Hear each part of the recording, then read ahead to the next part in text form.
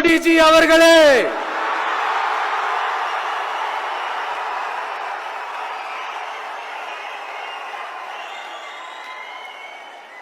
என்னமோ உங்க பேரெல்லாம் சொல்றதுக்கு எங்களுக்கு ஏதோ ஒரு பெரிய பயம் மாதிரியும் அப்படி ஒரு விஷயத்த சொல்லிடுறது. பேரை சொல்லணும், பேரை சொல்லணும், பேரை நான் ஒரு படத்துல சொல்லுவேனே, லியோவை பார்க்கணும், லியோவை பார்க்கணும், லியோவை பார்க்கணும்.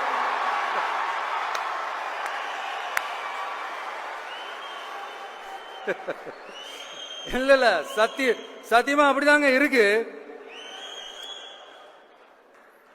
சென்டர்ல ஆள்றவங்கன்னு சொல்றோம். சென்டர்ல யார் ஆள்றா? காங்கிரஸா?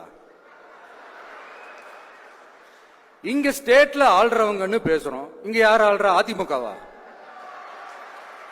அப்புறம் என்ன பேரை சொல்லணும், பேரை சொல்லணும்? புரியலையே. நீங்க தானே கேட்டீங்க, வச்சுக்கோங்க.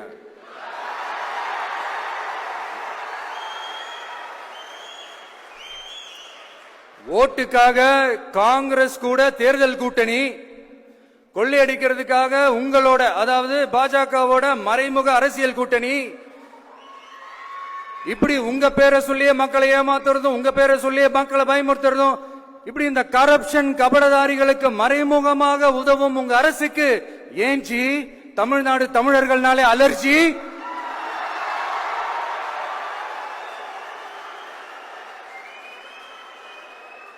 தமிழ்நாட்டில இருந்து வர ஜிஎஸ்டியே கரெக்டா வாங்கிக்கிறீங்க, ஆனா தமிழ்நாட்டுக்கு பட்ஜெட்ல நிதி ஒதுக்க மாட்டேங்கிறீங்க. நீங்க படிக்கிற நம்ம பிள்ளைங்களோட படிப்புக்கு நிதி ஒதுக்க மாட்டேங்கிறீங்க, ஆனா மும்மொழி கொள்கையை திணிக்கிறீங்க. டீலிமிட்டேஷன் என்ற பேர்ல தமிழ்நாட்டோட பார்லிமெண்ட் சீட்ஸ்லயும் கேள்வி வைக்க பாக்குறீங்க.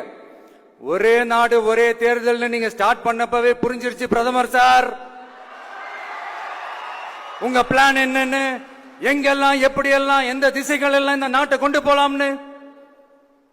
சார் உங்ககிட்ட நாங்க சொல்லிக்கிறதெல்லாம், தமிழ்நாட்டை கொஞ்சம் கேர்ஃபுல்லா ஹேண்டில் பண்ணுங்க சார்.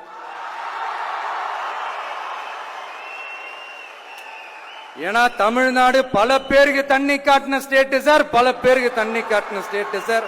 பார்த்து சார், பார்த்து செய்யுங்க சார், மறந்துடாதீங்க சார்.